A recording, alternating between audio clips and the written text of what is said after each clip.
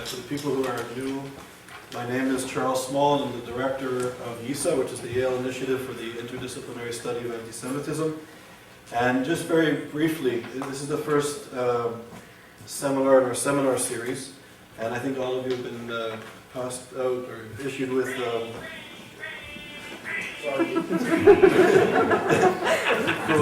original. So the schedule is here. We have some other good lectures coming up this semester as well as next semester. And I'd like to say this is the first seminar that I've been at for this academic year. We had one on Tuesday. Mark Weitzman from the Simon Wiesenthal Center was here, and he's part of the seminar series entitled Jewish Leadership's Response to the New Anti-Semitism. And he was the third speaker in that seminar series. Malcolm Holine will be coming in about a month or so, and you should have that with you as well. And he's the president of the Conference of Presidents of Major Jewish Organizations, and he'll be speaking as well.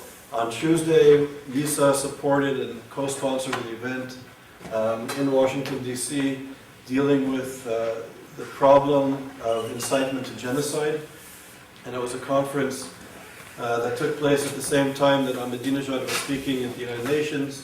We had a counter-conference, if you will, in Washington, and it was sponsored by YISA, the Jerusalem Center for Public Policy, which is the head of it is Durah out of Jerusalem, and two academic groups that deal with genocide. It was Genocide Watch and Scholars for looking at examining genocide, headed by Yehuda Bauer and other major figures.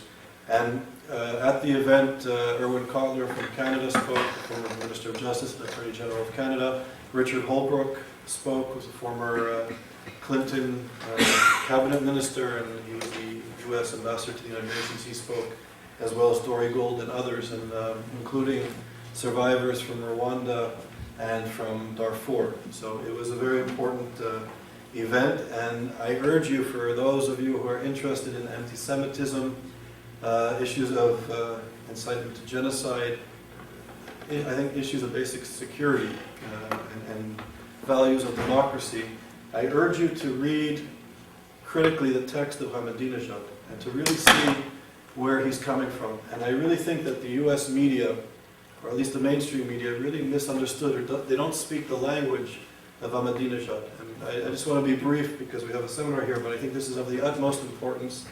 I think this is the issue of our generation, and we need to understand what's happening. When Ahmadinejad said in Columbia University last year that there were no gay people in Iran, the audience laughed because it's such an absurd, ridiculous statement. But if you understand where he's coming from, there is no gay people in Iran, and if anybody is openly gay in Iran, they face death. And when Ahmadinejad speaks about Jews and Zionists polluting the world and that sort of thing, read the protocols of the elders of Zion to understand where he's coming from. And it's nothing short of that. And I think that this is an issue that we really need to acquaint ourselves with urgently, unfortunately. On the positive side, this is sort of heavy negative side. On the positive side, I would like to mention some of our postdocs and graduate fellows are here. YISA has now developed, I guess, into the second step of its development, and we've actually become a proper research academic entity. And now we have researchers. We're not just a seminar series and doing a few occasional papers, but we're actually a research center with researchers. And I would just like to say that Clemens Henny is here. Clemens is doing work on issues of anti-Semitism, mostly within the German context. He did a PhD at the University of Innsbruck in Austria and studied at the University of Bremen. He had fellowships from the German Hans Bockler Foundation, and he also worked with the Memoir de la Shoah in France, and was a Felix Posman Fellow at Hebrew University's Vidal Sassoon Institute, so it's an honor to have Clemens here. Josh Kaplan, who is not here at the moment, he's at an orientation, a Yale University orientation program. Josh studied at Yale, he did his BA at Yale, and then went on to do a master's and PhD at the University of Chicago. And then he did a law degree at the Graduate Institute of International Studies in Geneva. He was a Lady Davis Fellow in Jerusalem. He had a National Science Foundation Award, and he also had a scholarship from the Council of Advanced Studies in peace and international cooperation. And Josh is working on anti-Semitism within the human rights community. It's a very important research.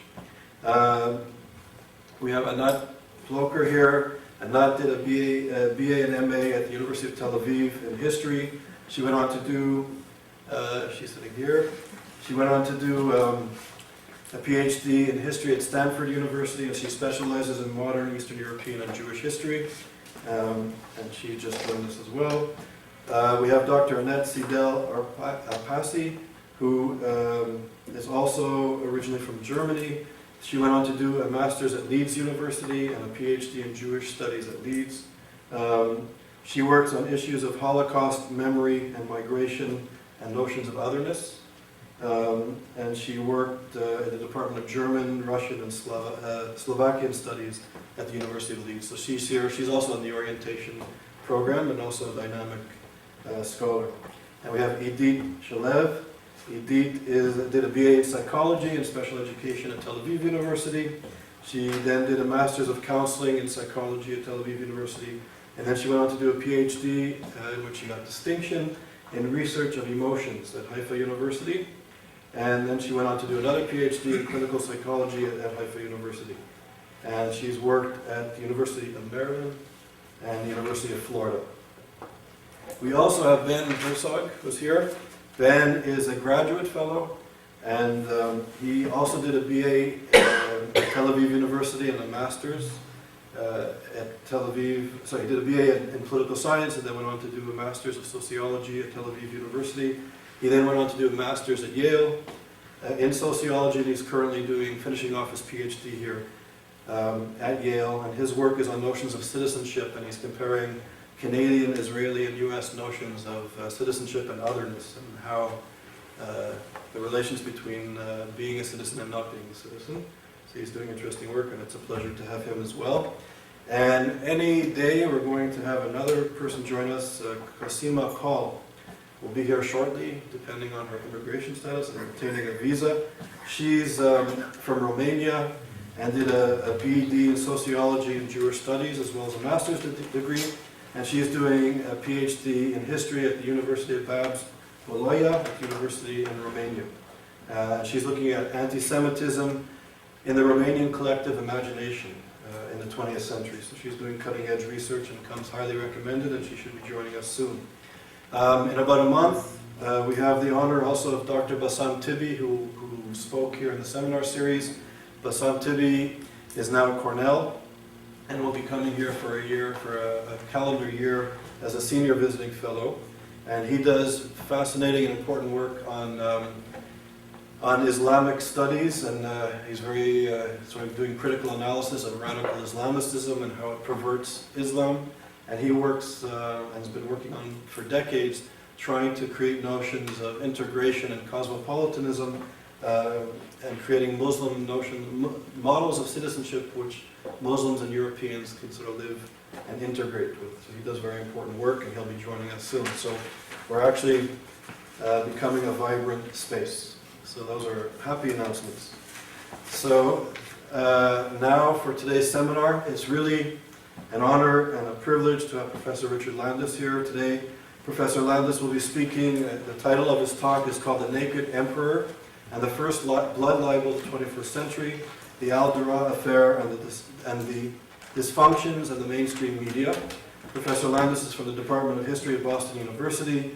Currently he's an associate professor and teaches at the undergraduate and graduate level. He's the founder and the director of the Center for Millennium Studies at Boston University and the coordinator of the the Corpus Christianorum, what is it? Corpus Christianorum, Adamor of Shaban, Adamari Cabanensis. Okay. Thank you. You'll explain that later. Yeah. Previously, he worked at the University of Pittsburgh and was a Mellon postdoc fellow at Columbia University. He has received multiple awards and grants from the Open Society Institute, the George Soros Foundation, the Society of Fellows at Boston University, the Boston University Humanities Foundation Seminar Grant, the Olin Foundation Research Fellowship, Princeton University's Graduate Fellowship, and Harvard University's Tower Fellowship to the École Normale Supérieure. He's the author of many books and articles and has been an outspoken critic on exposing some of the virulent anti-Semitism coming out of the Palestinian Authority and connecting notions of anti-Semitism to Israel bashing or anti-Zionism. So it's a privilege to have you here. Thank you very much.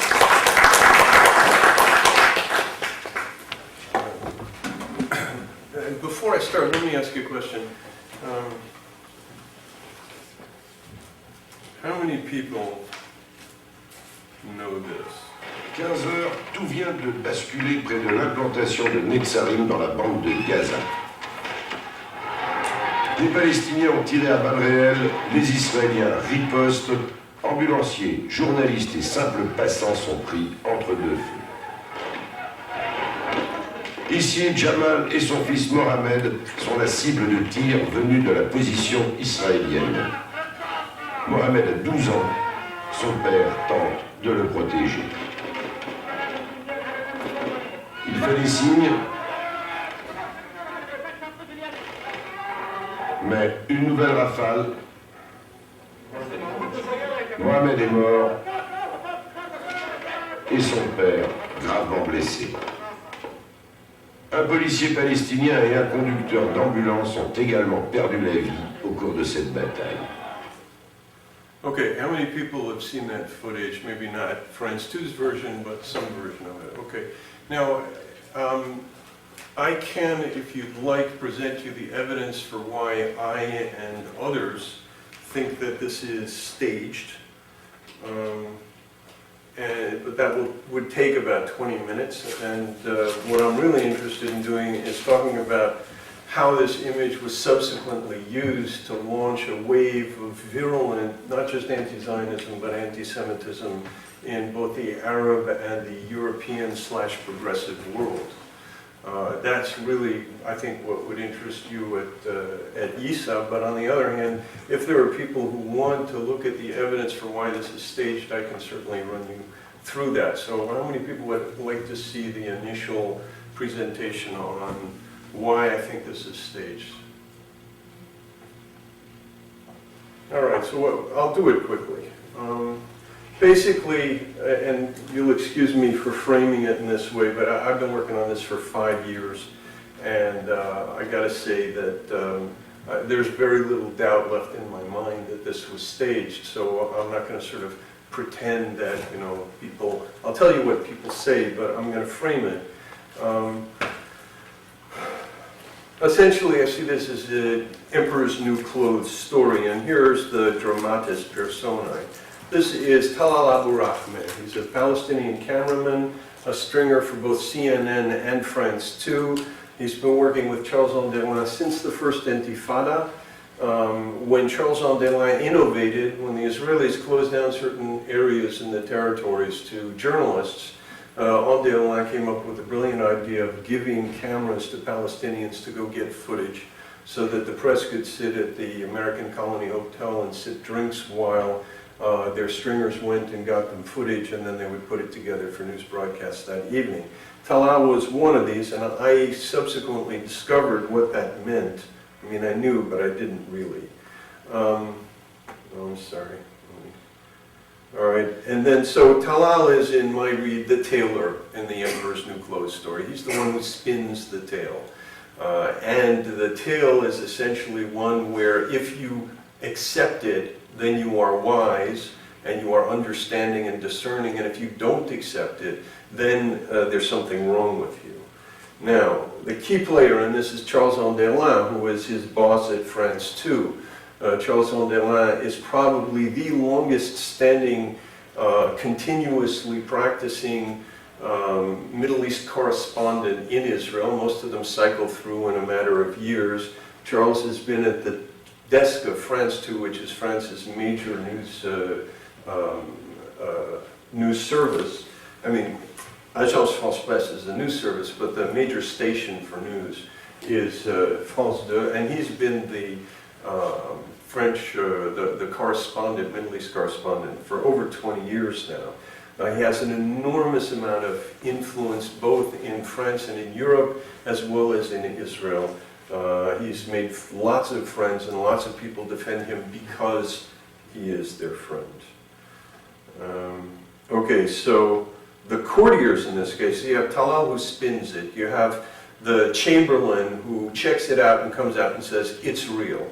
And then you have the media who line up behind this. And this is my example of the media. For those of you who don't recognize him, that's Robert Fisk, who in response to the effort of some people in the media to say the boy was caught in a crossfire, said, when I see caught in a crossfire, I know the Israelis have killed another innocent child. So you have the media who all line up with Al-Dawla, and then you have the crowd that's watching, and this is a study that came out in 2005, well, the last updated 2000, it first came out in 2005. This was a study of European attitudes towards which is the most dangerous country in the world, and Israel topped the list of negative countries. And I would argue that this is, in a sense, the product of a public that has been pumped full of what I call Pallywood, and I'll go into that in a moment, but have been pumped full of the kinds of images of which Al-Durah is probably the single most powerful. Now, the clothing in this tale is the martyr Muhammad al-Durah. This boy has become an icon, not just in the Palestinian world, not just in the Arab world, and not just in the Muslim world, but also in the progressive world. I'll show you some examples later. And the emperor who is crowned by all this is Palestinian irredentism. That is, that the glory of resisting Israeli occupation, the mantle and glory of resisting occupation, comes to those who wrap themselves in the garb of defending somebody like Muhammad al-Durah. And once this story took, once Al-Dawla came out, once all the media lined up, and by the way, Al-Dawla distributed free copies of this to all of his colleagues, which Al-Dawla's middle name is Scoop.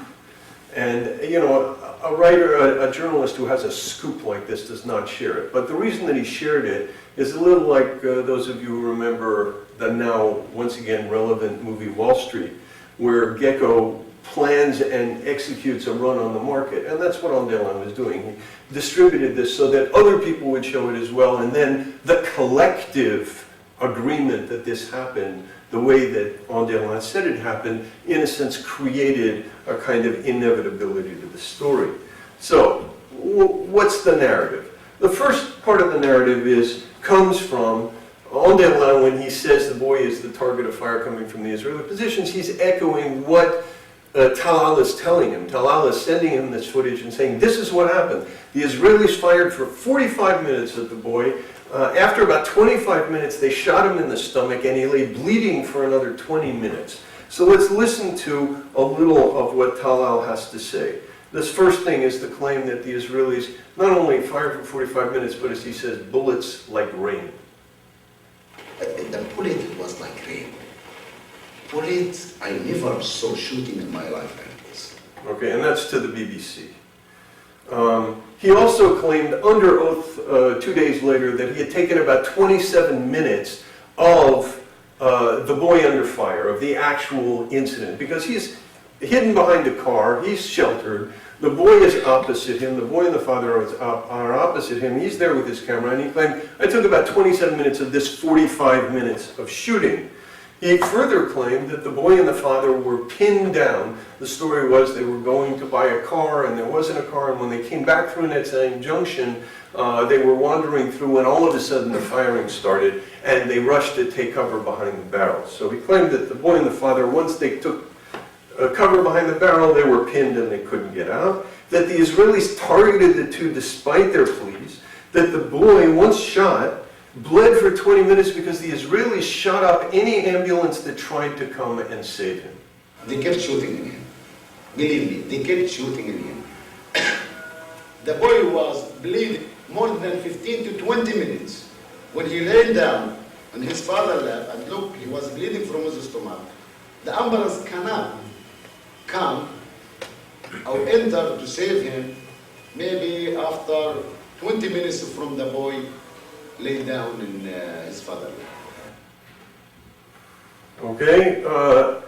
Even went so far as to claim that the Israelis had shot an ambulance driver, which, mind you, is really almost as much of a violation of the code of the rules of the game and the code of law to which the Geneva Convention holds nations as shooting a kid.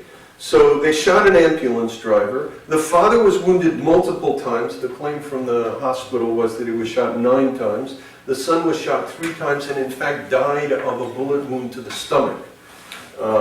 And mind you, one of the things to remember when you think about the footage that we're going to examine is that when you die of a stomach wound, you die of exsanguination. In other words, you're bleeding out.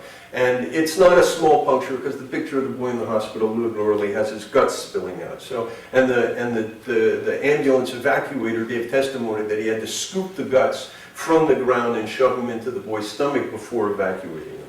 So there should be blood all over the ground. And then the last claim that's of interest to us is Talal, interviewed by Esther Shapira, a German filmmaker, documentary maker working for RAD, told her that they had the bullets, that they had recovered the bullets that presumably were Israeli bullets. We have evidence, the gun with the bullet, I filmed it, the gun with the bullet, we pick up the bullets from the wall. Okay, we'll come back to this because she then asks him further questions. So that's Talal's narrative. Additions by Anderlin. Anderlin insists that Talal is a reliable journalist of the highest professional standards.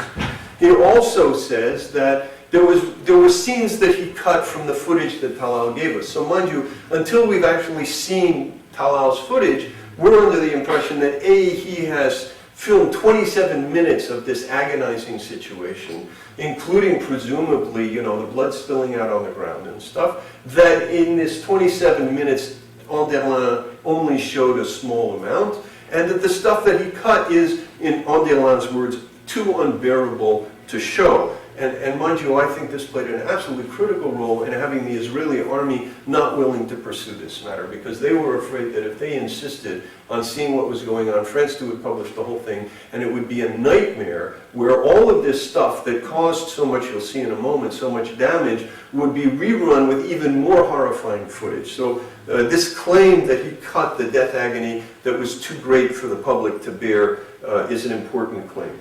And then later, when he got in trouble with this, he said, look, I ran this story even though there were some problems with it because it corresponded to the situation on the West Bank and the Gaza Strip at the time. Now, I'm going to show you footage that will indicate that, in fact, the situation on the Gaza Strip was nothing like what was going on the West Bank. Mind you, what happened is Sharon visits the Temple Mount on the 28th. On the 29th, there are serious riots. There are, I think, a half a dozen Palestinians killed in riots on the 29th, dozens injured, and so on. But, and then the next day, supposedly, the flames spread to Gaza. But what you'll see is a very different situation. And then finally, when I first went to Charles Anderlin's office to view the footage on October 31st, 2003, an appropriate day to visit him, he drew me this map of the intersection. So here is the, let's call it the northeast-southwest road that runs along Gaza. This is the crossroads leading in this direction to the settlement at Netzarim. This is the way to Israel. And what he's saying is, look, this is the intersection. This is the Palestinian position police station. They're firing at the Israelis. This is the Israeli station. They're firing back. And they're also firing, here's here's the boy behind the barrel, the father and son behind the barrel, and here is Talal behind the car filming it. So that was his sketch for me of what was going on. Okay, now, let's look at the evidence rather than the narrative. In other words, not what people are telling us, whether it's Anderlin or Talal, and I haven't even gone into what the father says, but let's look at the evidence. And what we have is, here's the boy behind the barrel. Here's the Palestinian position, and here's the Israeli position over here in blue. So he's literally, Anderlin has moved the Israeli position over to the other side of the road. It's recessed back from a catty corner angle, and he's moved it over to the other side of the road, and in fact, he's moved it more or less to the position that we have evidence Palestinian gunmen were occupying at this place called the Pita, which is a sort of round mound of dirt. And so we have evidence that the Palestinians were there with gunmen and so on and so forth, and you'll see in a minute why that's significant. And then over here, we have Talal Abu Rahma behind a car taking a picture of Mohammed al-Durah across the way, and here's the Israeli angle. Now, of the evidence, the narrative evidence, none is supported. There are no 27 minutes of footage that Talal took. He only took 60 seconds of a 45-minute incident. Only 60 seconds of a 45-minute incident, which means that 1/45 of the time that it was happening, he was not filming anything. Why? He says he was running out of batteries. I'm not going to go into the details, but that's not a believable argument. The second thing is that there are 3 cases where we can actually identify bullets hitting in the area around al-Durah. And this is the first one. And what you see here is the line of fire indicated by the dust that this bullet kicked up as it hit the ground. And the fact is that this line of fire goes to the Pita. The Israeli position is up here. This would be the angle of fire if this bullet were coming from the Israeli position. I think. Why is this happening to me?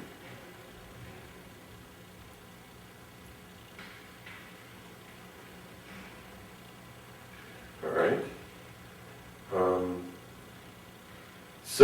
So that's the first Palestinian bullet. Now here we're going to see. Oh, you see right here. This is a picture of an Israeli bullet hitting the wall. This is the first frame of an Israeli bullet hitting the wall. Okay, so you can see that the bullet kicks off dust in the opposite direction. All right. Now, this is the first shot. This is the opening sequence of the al-Durah affair. You can see there's a bullet hitting the wall above their heads right there. And it's not a, given the angle, it's not flying off to the left. In fact, it's a perfectly circular dust cloud that's kicked up by a bullet hitting the wall head on. This is a picture of the bullets. This is the next day, a picture of the wall. None of these large holes are even there during the al-Durah sequence. This hole isn't there, this hole isn't there. The ones that we can see, all of these holes, are bullets that are entering the wall straight on and not from the Israeli position. All right, next issue is, were the boy and the father hidden behind the barrel? Did they take refuge behind the barrel when the firing came? Well, here they are behind the barrel. You can see them. And this is at least 3 or 4 minutes before the firing starts. There's a large number of people here, and there's a large number of people behind the leaf here. We'll take a look at them in a moment. So they were present before the firing. Subsequently, once the firing starts, we actually have a cameraman and then another man who comes and takes a position behind this cameraman, not protected by the barrel, who were there during the sequence where they're supposed to be under fire. So again, we have this sort of strange, here's a diagrammatic picture of the cameraman and the soundman who's behind him, and the tripod. Here's the father and son behind the barrel. This is a reconstruction of the view from the Israeli position. So if the father and son have taken refuge behind the barrel because there's 45 minutes of terrible firing, then I would say, what are these cameramen doing there? We'll see in a minute why. Wait a minute. All right, so they're not pinned, those are the 3. And this will give you an idea of why not. Now this is what I call evidence of Pallywood. I'll go into Pallywood in a moment, but it's basically the staging of scenes of combat. And so here what you're going to see is, you're going to see 2 men who know the story. These 2 guys here know perfectly well that the firing we're hearing does not come from the Israeli position. This is incidentally taken by that cameraman who's right behind Mohammed al-Durah and his father. Right? So you hear this firing, And these guys are just standing there. I'll run it for you again. Watch these two guys and listen to the firing. These two guys here, and listen to the firing. And you'll see that, oops, they have no problem with this. Oh no, tell me it's not. Give me trouble. Give it one last try.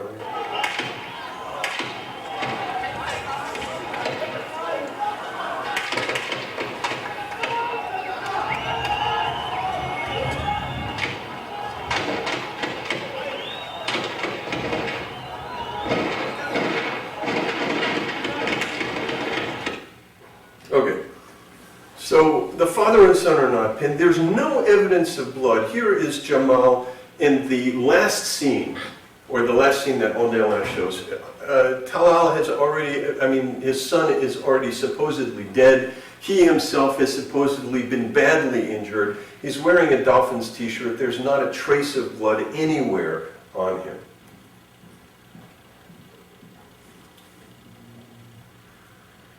On Muhammad, this is the trace of blood on Muhammad. In one scene we see it on his thigh. In another scene it's gone from his thigh, it's around his stomach. The thigh is completely clean, although there's a claim that he was hit by a bullet in the thigh. And if you look closely here, and this appeared in the French court case really clearly, this is not red blood on his leg, this is a red rag that he is holding. And then, oops.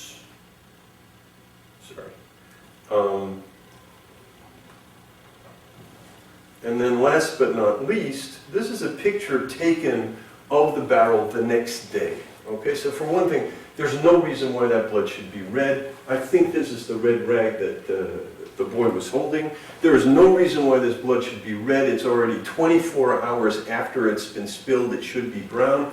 And there's no reason why this blood should be only here, which is where the father was sitting, and here's where the boy was lying, bleeding, as Talal said, for 20 minutes on the ground, and there's not a trace of blood there.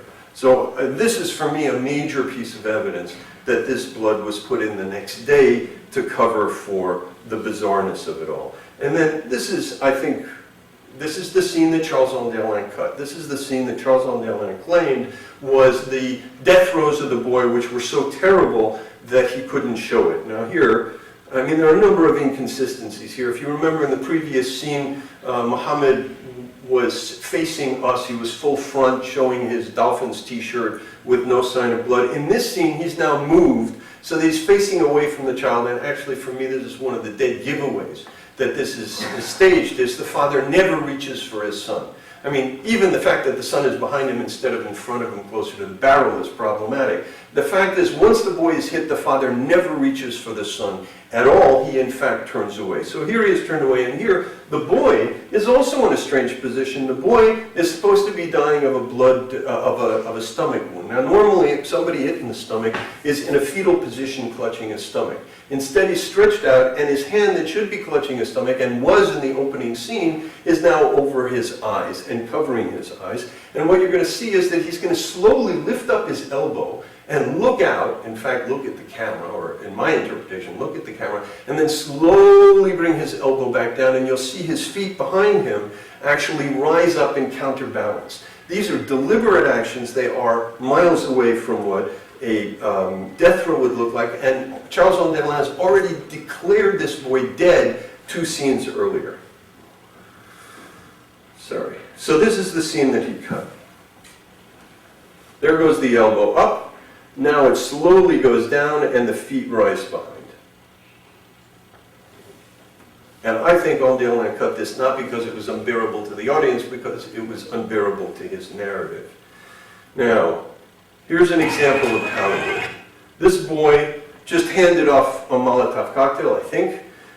You'll see him running. He shows no sign of injury, but you'll notice that there's red on his forehead. He's going to enter a crowd where he will become a victim of war.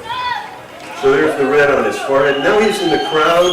Now his legs have been picked up. They're calling the ambulance. The cameramen come. And here is this kid. You'll notice that even though he's supposed to be injured in the head, he's holding his head up high. and they're yelling Allahu Akbar. This guy in the back is smiling. And now, the really interesting part is he was allegedly shot by the Israelis. They've just run him back in front of the Israeli position. You can see the Israeli flag here. Okay? So they run him back in front of the Israeli position where they put him in an ambulance with no fear whatsoever of the Israelis. And that's one of the most striking aspects of the footage, is the degree to which this kind of stuff goes on all the time. Now, Talal's footage also shows this same kind of faking. This boy here, we don't see any blood, but there's something wrong with his arm. Now, he does not need to be picked up and thrown into an ambulance in order to save his life. But that's exactly what's going to happen. So here we have him. It looks like he may have been hurt on his hand. It's not clear. He's looking to see what's going on. Now he enters this crowd, and this guy over here sees another ambulance, puts a headlock on him, grabs him, and now they're lifting him up to put him in the ambulance and literally choking the guy.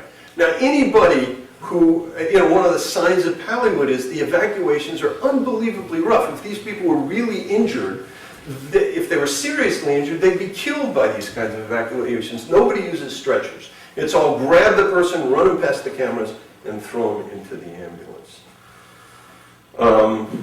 And then last but not least, as I showed you, Aldelin's evidence, and this is really striking because Aldelin loves to say, who does Philippe Cassanti and Richard Landis think they are, criticizing me? I know Netzarim Junction, they've never even been there.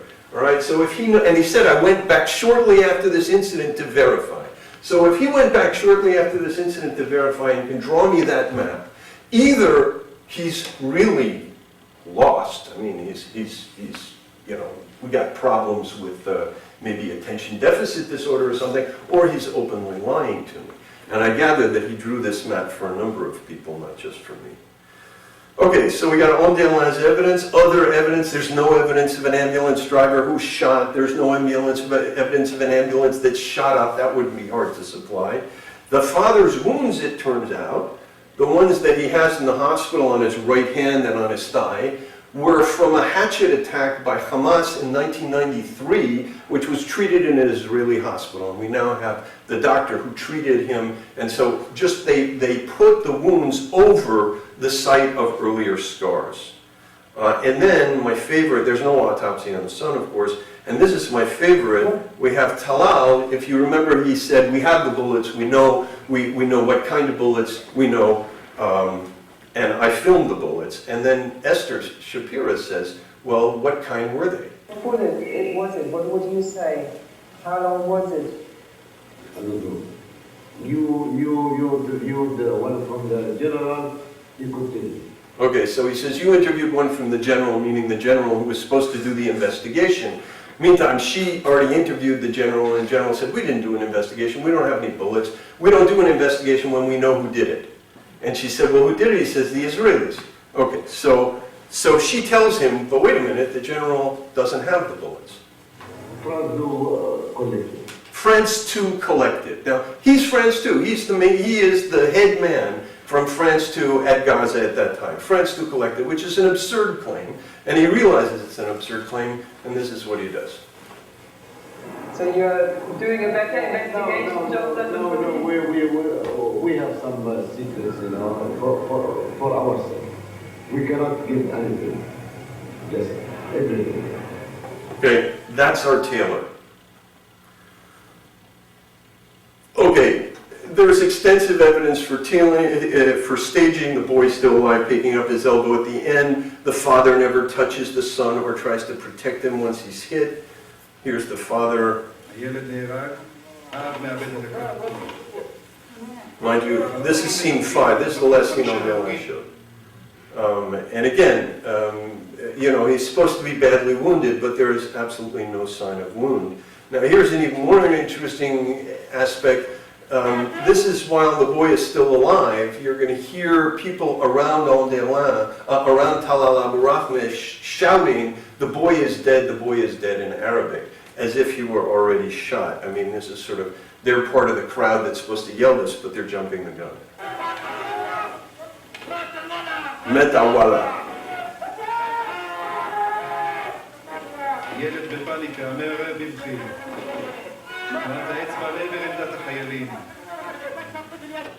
So what's interesting is this is Israeli footage. They've actually translated for you Hayeled Meit, which means that they're aware of what they're saying, but there is no Israeli journalist who questioned this footage, who questioned the inconsistencies in this footage.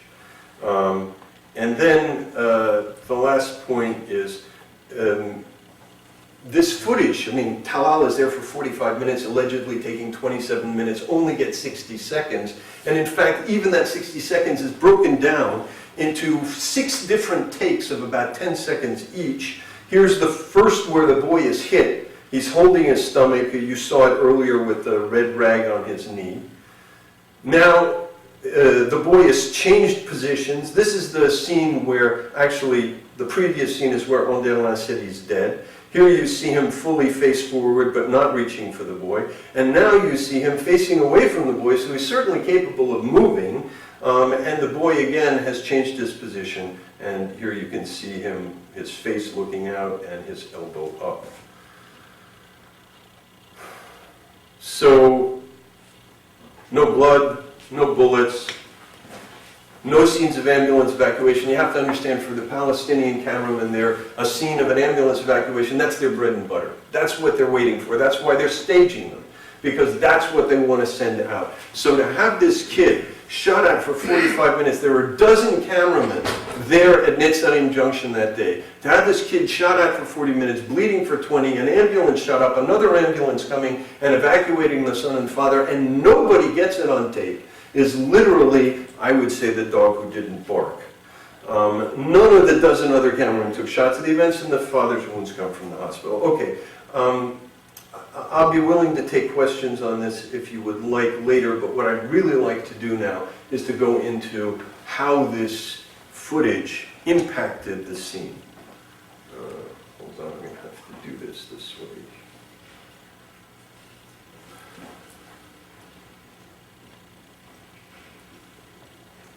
Okay, so you've seen the news report, I don't have to do it again. The immediate impact of this footage was to trigger riots in Israel. The first riots amongst Israeli Arabs, or Arabs in what is Israel, the Green Line, beyond the Green Line, the Israeli side of the Green Line, since the creation of the state.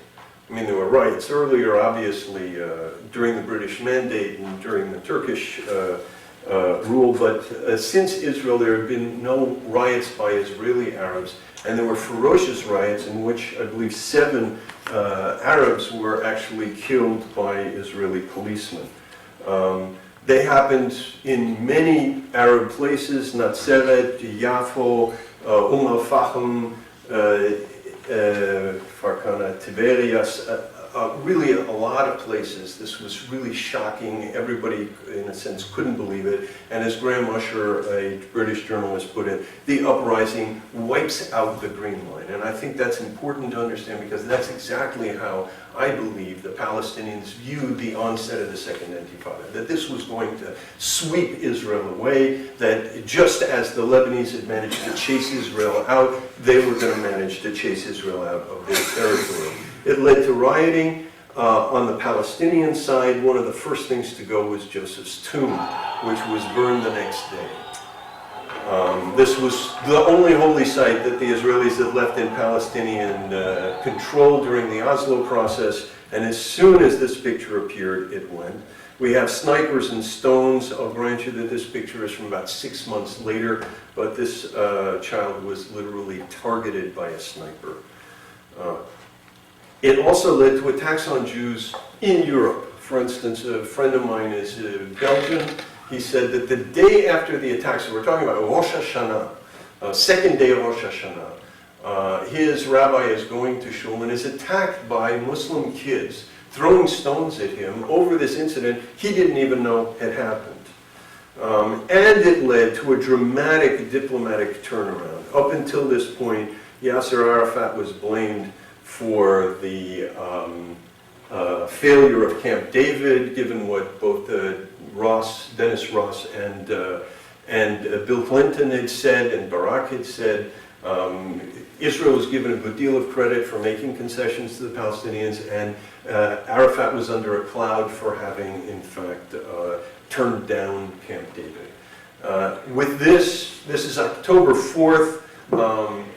Not only does Chirac greet Arafat with open arms, but he publicly disses Ehud Barak, in addition to saying openly and publicly that killing children is not a policy.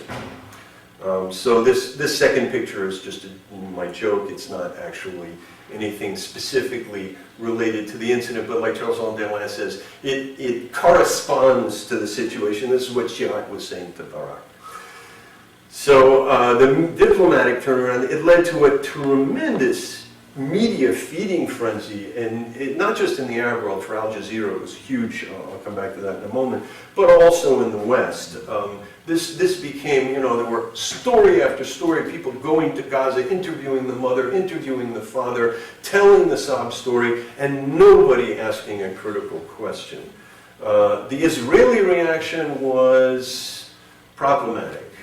Their reaction was basically to say, we may have killed this boy, and if we did, we're sorry.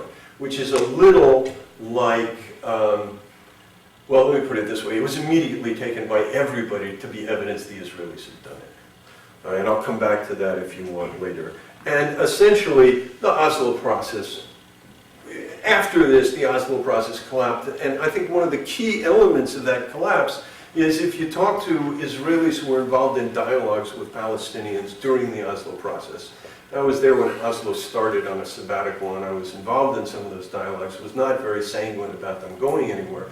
But I had friends who continued to persist throughout this period and talked with Palestinian moderates and so on and so forth. After this incident, they would call up to apologize, and they'd say, I can't talk to you. The dialogue was over.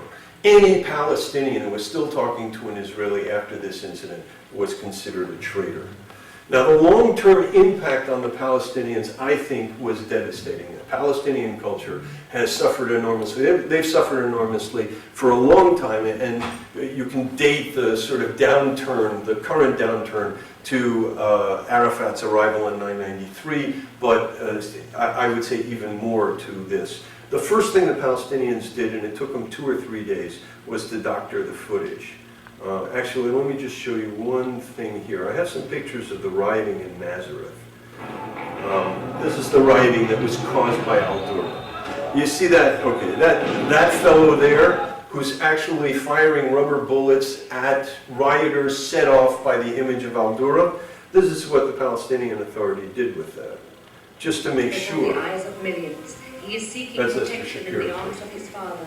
But he is hit just to make sure that you know the Israelis did it on purpose in cold blood, as Talal said. They actually edited the footage and took that image from a subsequent day and inserted it to make sure that people saw this. Muhammad was turned into a martyr. This is their version of MTV.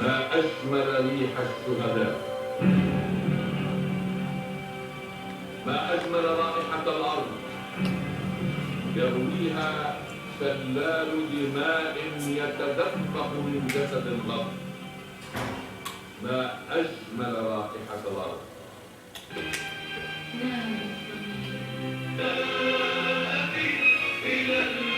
This is a hit song.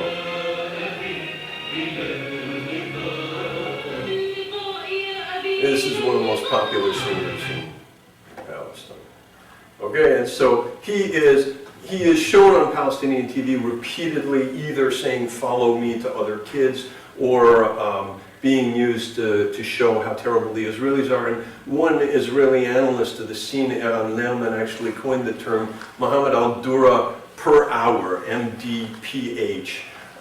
You could tell the level of violence the next day by how many times the Muhammad al-Durah footage was run on Palestinian TV.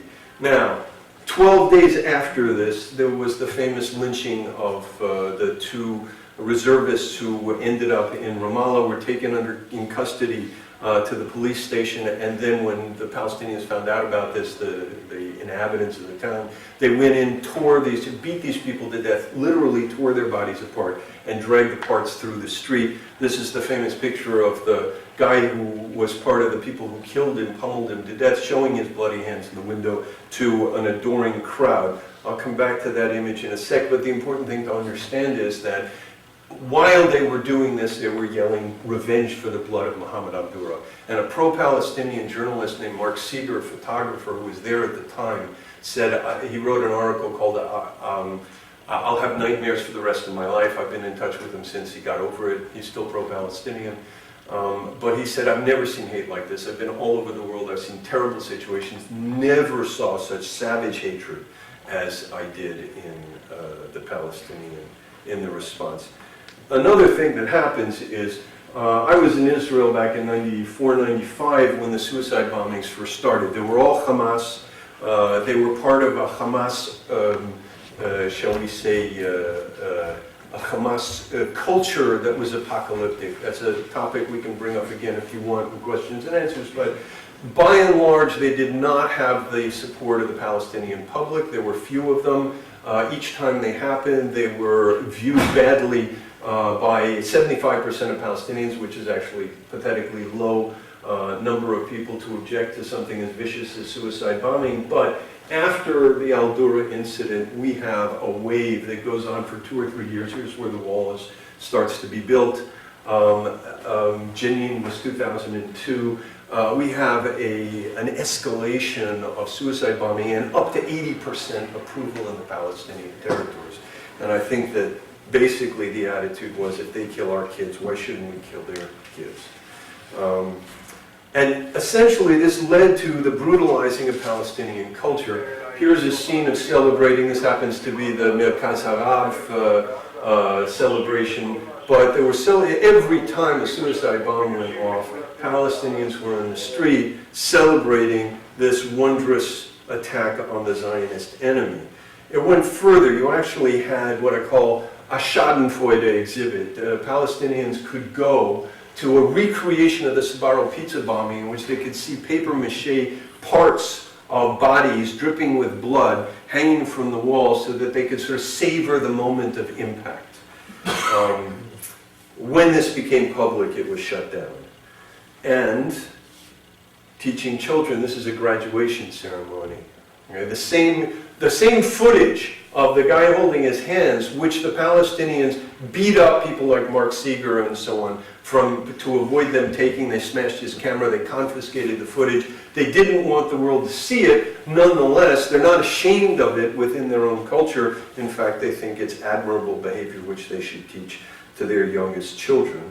And then the day after the day after the Ramallah lynching, a preacher got up in the mosque and was shown on Palestinian TV saying this.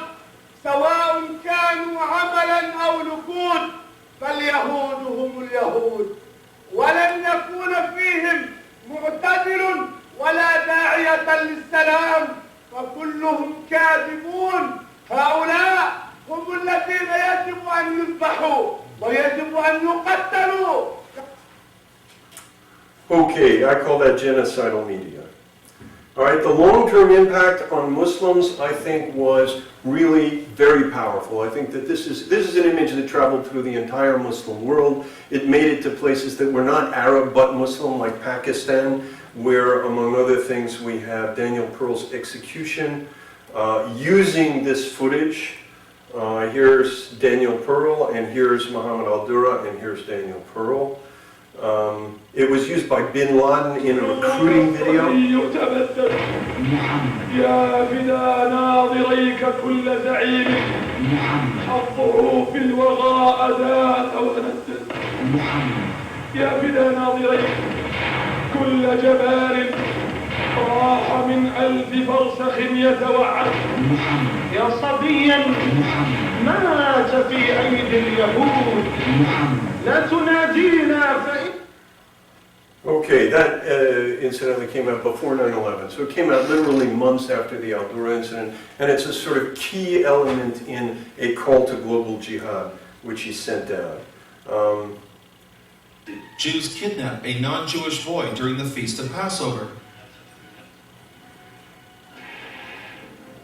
They slit his throat to drink his blood.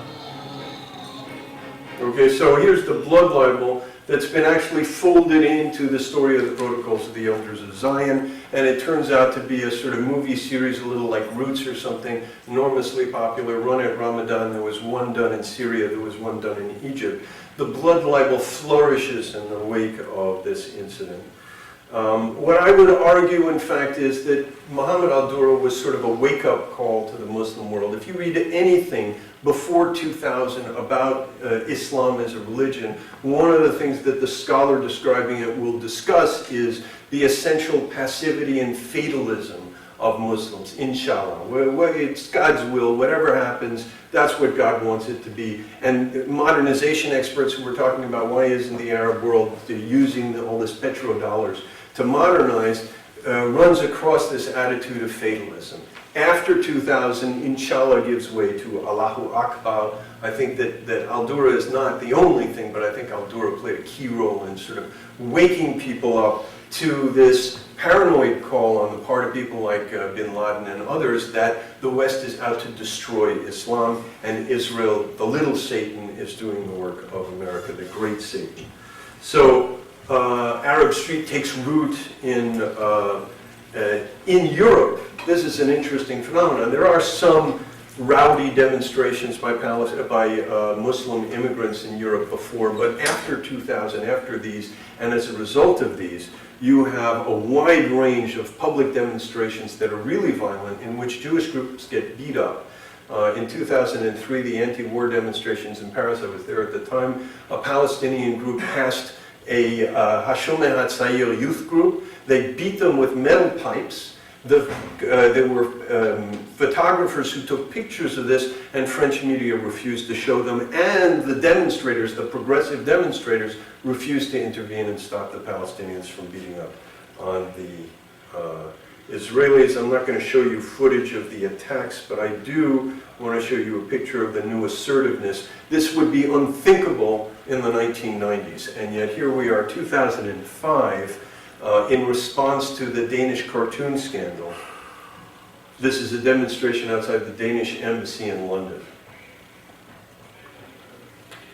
Now, you would not have Muslims in Europe saying this before 2000. Not that they weren't saying it, you just wouldn't have them demonstrating in public.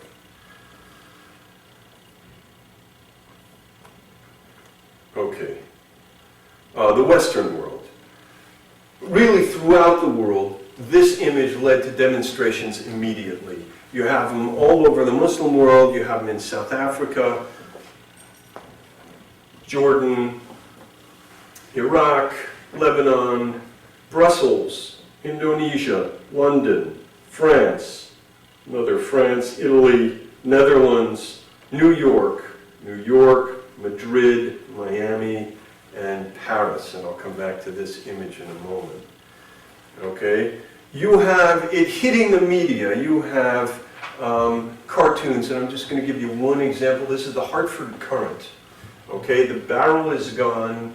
You don't even need the Israeli soldier shooting. Here's Ariel Sharon gunning this poor innocent group down. And this is more or less a mainstream journal in the United States. The cartoons in Europe were far more vicious. And you have, essentially, the marriage of anti-Zionism and the left. This is a demonstration, an anti-war demonstration in San Francisco. And here you have this demonic figure, which is Nazi, American, and Israeli. There's an Israeli, evil-looking Israeli, two Israelis with, two Jews with Israeli kippahs in the background. And stop the war pigs, Zionist pigs. So you've got, I got 5 minutes, okay. So you've got essentially a kind of disastrous marriage between the left and the essentially jihadis. Here, I think, is probably the most important symbolic image of the Al-Durah affair. You've got a Star of David equals a swastika equals, this is the boy and the father behind the barrel, and in French it says, they kill children too. And for me, what this story did for Europe was it made it possible to make the comparison between Israelis and Nazis, that it made it legitimate, it made it a mainstream comparison. Now, I personally think that the comparison is moral sadism of the highest order, and had previously been only marginal to the most extreme levels of the left, but no, instead. Here's Pierre-André Taguieff's latest book, The Preachers of Hatred. He's the one in France who has most chronicled this. This is Durban. There's Mohammed al-Durah behind with his father, and it says Israel's images of hatred. Down here you have actually Mohammed al-Durah being carried in effigy. Mohammed al-Durah is the patron saint of Durban 1. His father was brought there on Arafat's jet. His father told the story of how the Israelis were so terrible to him and his son and so on. And I think a lot of the NGOs who signed the anti-Israel thing did it under the powerful impression that this was what was going on. And I'll give you one more image just to show you the... Catherine Ney, who is a French journalist of some standing, I mean, she's written books on the political process. She's one of the major French journalists, said, this death replaces the picture of the boy from the Warsaw Ghetto. And to illustrate it, you have a picture that I took from Ramsey Clark's website at International Answer. So for some reason, you can call it Mohammed al-Durah derangement syndrome. Somehow these people seem to think that the at most accidental death of a child, possibly very probably staged death of a child, but they think it's the death of one child somehow erases the image of 6 million people deliberately murdered by the Nazis. You've seen this. All right. Western world. The Zionist response is very weak. I won't go into that. I consider this, I call it the bloodless libel because there is no blood. But it's essentially a modern blood libel. Now, the medieval blood libels that I studied as a medievalist are essentially things done in secret because the Jews are people without weapons, without arms. So in the modern condition, it's different. But the basic element of any blood libel is a Jew kills an innocent Gentile boy, and all Jews everywhere are responsible for it, and this thing is essentially an indication of what Jewish intentions towards Gentiles are really about. And so Osama bin Laden says, in killing this child, the Jews killed every child in the world. So, but the modern version, of course, since the Israelis are now armed, is something that takes place in public before the camera. It leads to the same kinds of things that medieval blood libels led to. In the Arab world, it leads to pogroms. In Europe, it leads to sort of minor pogroms. It leads to enormous paranoia and more blood libels being spread through the media in the Arab and Muslim world. It leads the mainstream media in the West to believe anything that the Palestinians claim, from the body count at Jenin, you know, the 500 massacred by the Israelis, to the idea that the 9/11 was masterminded by the Jews. And for me, the really telling moment, and this was before I really discovered Mohammed al-Durah in 2002, at the time of Jenin, the Israelis were saying, look, we only, you know, there are only 50, I think 59 dead or 52 dead, and most of those were gunmen and so on. And Kofi Annan, who's been hearing everybody say it's 500, it's 5,000, said, can the whole world be wrong and Israel be right? Now what's ironic about that is that Ahad Ha'am, in an 1892 essay on the blood libel, which at the time was traversing Eastern Europe, wrote, what we hear people say when we deny it's the blood libel is, can the whole world be wrong and the Jews be right? So it's exactly, and that is why I consider this, in some senses, the emperor's new clothes. You've got a consensus of people saying, this is what happened, they are wrong. Can the whole world be wrong and this little boy be right? Well, I think so.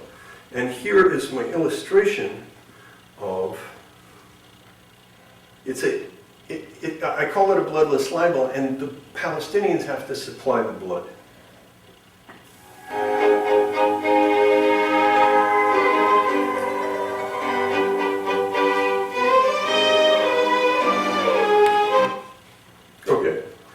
I'm going to stop there. I have lots of other things to say, but I'll just stop there. Thank you.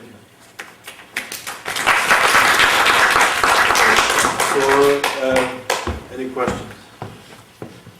Yeah. There's a line to jihad and left alliance. You should give us a couple of seconds on that. Well, I think the key moment was the anti-Iraq War, anti-American demonstrations. That's when the left, for instance, Michael Lerner, who's not my favorite person, but actually a friend of a fairly long standing, was refused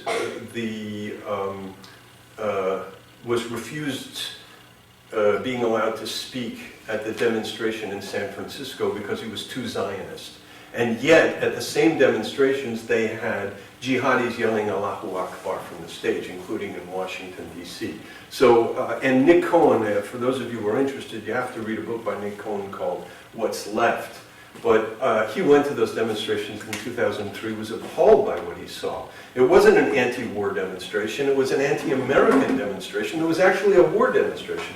And since Nick Cohen, who was a good leftist, had been, and a red diaper baby, had been working with Iraqi dissidents against Saddam Hussein, he was stunned to find out that there were pictures of Saddam Hussein at these rallies, as well as pictures of Yasser Arafat and so on and so forth. Now, my specialty as a medievalist, in addition to working on apocalyptic movements, is also working on a movement called the Peace of God, which I consider to be one of the first really productive millennial movements in Europe. And so somebody wrote me an email and said, you know, this is the biggest peace movement in the history of mankind. Look, there are millions of people all over the world protesting American warmongering. And I'm thinking, you know, this is more like the Crusades, which incidentally were also preached as a piece of God. This is much more like the Crusades, but it's not the Crusades. It's not even like they're on the side of the West. They're on the side of the enemies of the West. So it's a stunning phenomenon that's only gotten worse. But it's not 2003. Already in Durban, you have this alliance. Yeah? Did you mention the recent Court case? French court? Yeah, well, there's really which interesting... confirms that it was a fabrication. Right. The court didn't say it was a fabrication. The court said that Philippe Cassanti, who said it was a fabrication, had every right to say that. Now, the fact that the court viewed all the evidence, including the raw footage, which was the first time many people had seen it. I saw it earlier, but many people had not seen it. Most people had not seen it. The fact that the court viewed the footage, that they heard Charles-Henri Desliens, that Philippe Cassanti documented Charles-Henri Desliens cheating, showing fake footage on his screen to his viewers in his news reports and stuff, and that Desliens really had no answers to the court, meant that the court's decision saying that not only did Philippe Cassanti have a right to state these criticisms, but that in fact he had a right to state them in as vigorous language as he wanted, was a tremendous blow to Charles-Henri Desliens. So that was a great moment of victory. Now, within a week, there was a petition up in support of Charles-Henri Desliens saying, oh, you know, this court decision is shocking because it disturbs and worries us. It disturbs us because they gave the same credibility to Philippe Cassanti as to a seasoned veteran of journalism like Charles-Henri Desliens. And so I've now added guild mentality to the list of medieval phenomena that I study in the modern world, because it was a stunning piece of what the French call corporatisme.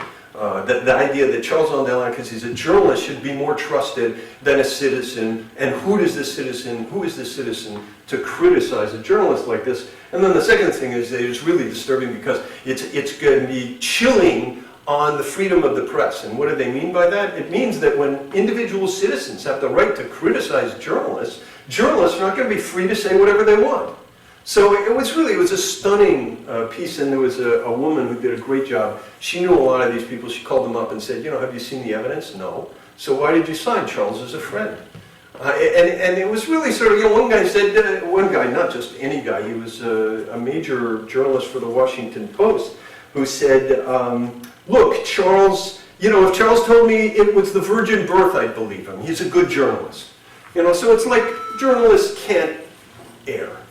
And so, okay, so that happened, but then, interestingly enough, there were two people who came to the defense of Cassanti, or to the attack against this petition. One was Elie Barnaby, who was the ambassador to France from 2001 to I think 2004 or something, and Barnaby said, look, I've seen this stuff, and Charles Ondelin is no, you should not be defending Charles Ondelin, and certainly not without seeing the footage. And Alain Finkielkraut, whom we had been begging to get involved in this from the beginning and kept his distance, finally came out and said, no, in this case, I think Charles Ondelin has a lot to answer for. And at that point, Jean Daniel, who was the editor of the Nouvelle Obs, and that's where the petition came out, actually changed his position and said, I'm in favor of a commission investigation. And then just a week ago, France 2 has finally agreed to a commission of investigation, which will get going in November. And they have committed to, if the investigative committee agrees that this was staged, they will fire everybody in the Jerusalem Bureau. So that would be fabulous. Go ahead.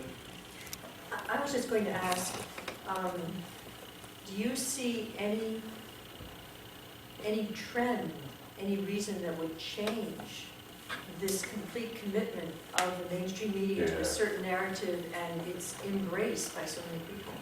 Okay, yes, but it's not clear sailing. I mean, it's not a straight line. It's going to be a bumpy path. But I do think that, first of all, just the fact that at this point, it is more or less widely accepted in at least the media that's willing to discuss it, that this scene was staged. And you get, people, you talk to people in France and they'll say, oh yeah, Charles really blew this, but he's too proud to admit it.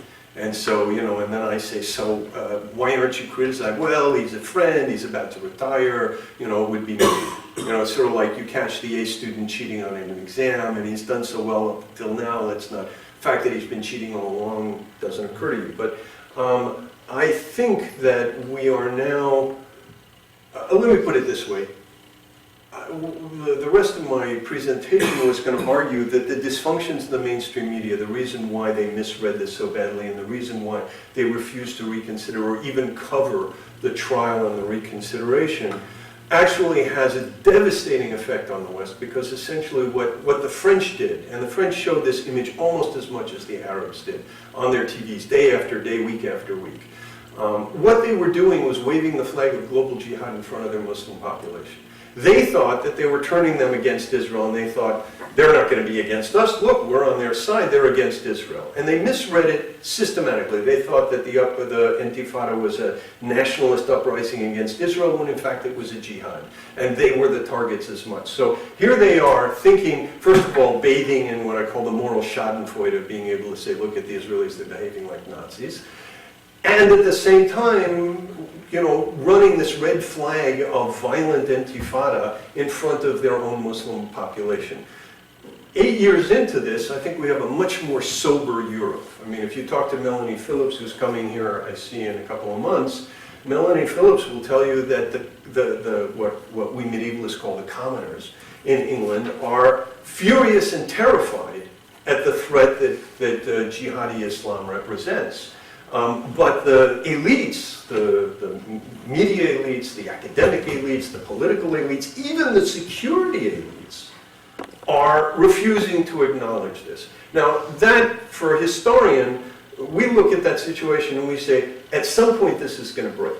At some point you're going to have a voice that's been kept down, as Jim Scott, who teaches here, James Scott, did a brilliant book called Domination in the Arts of Resistance, and he talked about public transcripts and private transcripts. And the key thing is, when does a private transcript get public? And the fact is that throughout Europe you have citizens who are saying, what's going on with these Muslims who are moving to our neighborhoods and acting like thugs and taking over like street corner society, like street gangs and stuff, and they're told, shut up, you're racists. Well, for a while that works, but at some point you can't keep this down, and when it does come out, it's going to be something. Now, my feeling is that our job, as people who see what's going on, is to prepare materials for people as they wake up. So A, they wake up as quickly as possible, and B, they wake up as intelligently as possible. Because if they wait too long, they're going to wake up and either say, hey, we're like Romans who have slit our wrists in a tub and we're just letting the blood flow until we're dead. Or they're going to go fascist and get, to quote a movie, they're going to get medieval on the Muslims' ass in Europe. And that's not what we need or want. I still think that not only is the vast majority of Europe not interested in Sharia, but even, I think, a significant number of Muslims in Europe, and certainly the women, don't want to see Sharia come in. So, you've got to mobilize this stuff, but we're not mobilizing it. In fact, the elites in Europe are, in fact, mobilizing precisely their own forces, and the media plays a key role in this. Pete, and then you, and then we have Joel, and then we have Vic. Can you ask the questions? Maybe we'll collect 3 questions very quickly. We have about 10 minutes left. Okay. First, I really want to thank you for the lecture. It was really fascinating. I think that your prediction is too optimistic because in terms of psychological processes that you didn't mention it in psychological terms, but basically the creation of narrative or a rumor and then automatic judgment as opposed to strategic judgment and then the psychology of the crowd. So all processes lead to, it will become worse and worse. And I don't see any way for this to, to eventually be proceed positively, because that's human nature. So question is, that's impulsive human nature. So question is, do you have any, and you mentioned the Israeli journalism and so forth, do you have any strategic suggestions for everybody? Because you're dealing with this subject. Yeah. All right. Let me answer that, because it's too complicated to try and answer with other questions. Quickly, though. First of all, I think that Israeli journalists are some of the most stunningly aggressive this, courtiers in Enderlin's court that I've ever seen. When I first started on this, I had chanced on Nahum Barnea and Beit Michael, and I asked them about this, and Beit Michael's response was, 100% Yisraelim ha'agu oto. And this was after the investigation had already come out, and I said, what about the investigation? Just some conspiracy nut. He made it up, the boy committed suicide. I said, the boy committed suicide? Are you kidding? He said, I said, are you being ironic? And he said, no, I'm never ironic, which meant that he was being ironic. But the attitude, and I gave a talk in Jerusalem at Mishkanot Sha'ananim, and there were journalists and professors of media in the audience, and I showed the stuff I showed you, and then at the end somebody got up, and a professor who had written books on the role of the media in politics and the peace process, and he said, okay, let's say you're right, let's say it was staged, so what? We've killed more than 800 of their kids. And so the point is, and then, what's his name? I'm going on too long. So it seems to me the Israeli press really needs to re-examine what they're doing. Will they do it there? Some of the most arrogant people in the world are Israeli leftists. The other thing is that Jews in general have this whole stunningly self-critical nature that leads them, I think, that Jewish self-criticism, which it goes into what I call masochistic omnipotence complex. It's all our fault, and if only we could change, everything would be better. So you get these people who are ready. Michael Lerner is a good example. In fact, it was analyzing Michael Lerner that led me to come up with this phrase. So you have these people who are beating themselves, and for therapeutic reasons. I think this was what Benny Morris was doing when he was saying, yeah, we kicked out all these refugees, all these Palestinians, we made all these refugees, thinking if we apologize to them, move on. So it's what I call therapeutic history. Well, the problem is that this kind of therapeutic history is, in fact, if you will, this kind of therapeutic history is creating crisis amongst outsiders. How can anybody understand that the Jews would admit to stuff they haven't done when just about everybody reluctantly admits to stuff they have done? So the general attitude of somebody from the outside is to say, look, if they admit to this, then they must have done even more. Right? So when the Israelis say, we're sorry, we might have killed them, they think, they did kill them. So, Ben, I'll try to make it very quick. More general, do you think that the use of this image in the media, is it something specifically about the image or about the timing, the current situation during the 2000s? Yeah. So is it, if this image will happen, such an image will happen today, would it have the same effect? No, I think, look, you had some of these images. You had the babies at Kfar Kana. You had the Huda at the beach, and when the bomb exploded on the beach in Gaza and stuff, and that didn't have the same impact. Now, to some extent, it's never like the first time. So in that sense, I'm not sure, but I think that by and large, there's certainly since Lebanon, there's a much greater awareness on the part of the media that they are being had, and there's somewhat of a reluctance to run anything that comes out the way that they did at this point. But I think this image came at a key moment because this was, you had 7 years of somewhat restrained Palestinian, restraint on the Palestinians attacking Israel because the peace process was going and the Israelis were making concessions and so on. And this was really the trigger that allowed the explosion, if you will.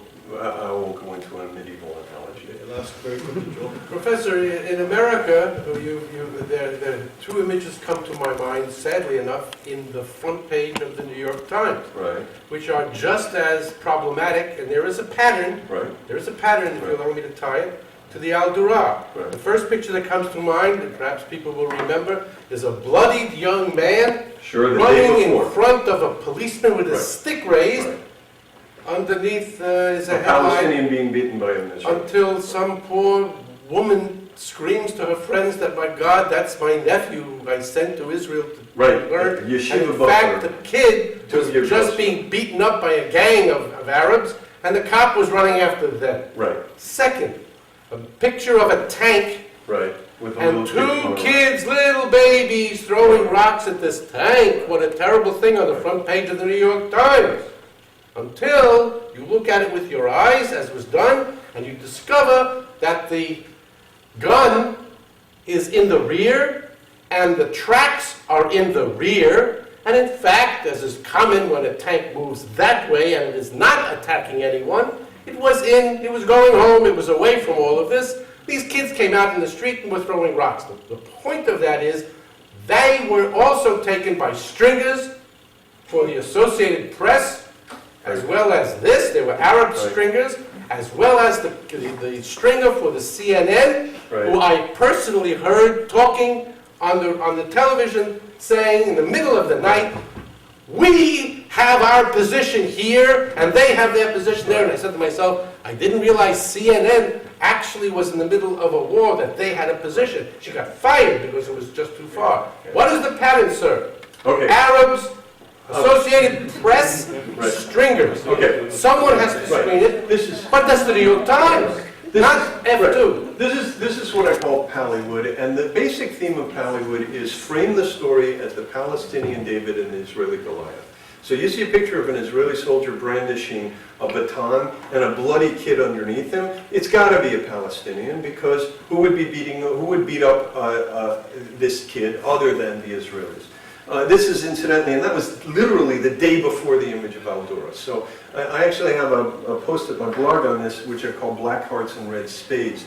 There was an experiment that Thomas Kuhn did, that Thomas Kuhn cites in his book on the structure of scientific revolutions, where he talks about how hard it is for people to see anomalies and the way they cram things into their expectations. And so he shows people playing cards and asks them to identify them. Some of the playing cards have red spades and black hearts. And people just ride over. They don't notice it because their expectations mean that they read it the way they want. So that's one thing. And I think that framing of the Palestinian conflict, or the Arab-Israeli, it's actually the Arab-Israeli conflict, not the Palestinian-Israeli conflict. Arafat didn't say no because the Palestinians, he said no because of the Arabs. I think that framing of the Arab-Israeli conflict is catastrophic.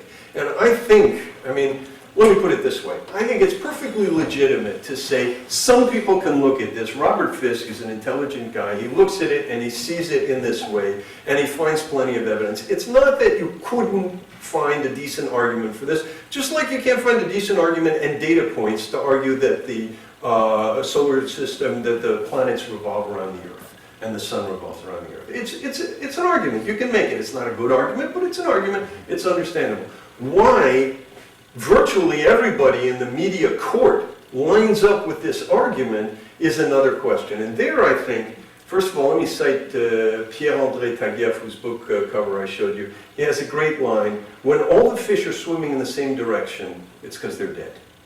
And so why are all the fish swimming in the same direction? It's not because they're dead. I think that the sort of magnet under the table that explains the way the metal filings line up is intimidation. I think our mainstream media are deeply intimidated, particularly the ones who are over there, but even the ones who are back here.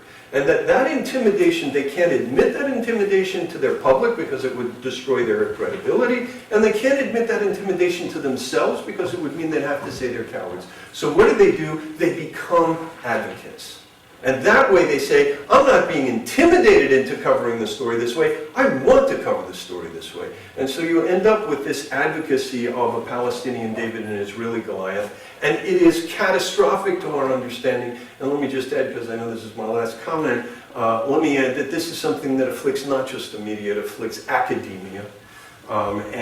We've got a conference coming up this weekend here, which illustrates the way in which academia has literally been colonized by not just partisans, but by real sort of intellectual terrorists.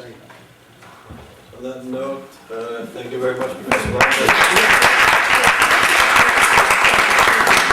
And thank you for coming. The next seminar is on the 23rd of October. It should be fascinating. We're having a person who runs Harvard Global Voices. He's the editor of the Iran section, and he's speaking about the internet and anti-Semitism in Iran. And he's Iranian, so it should be fascinating. Thank you.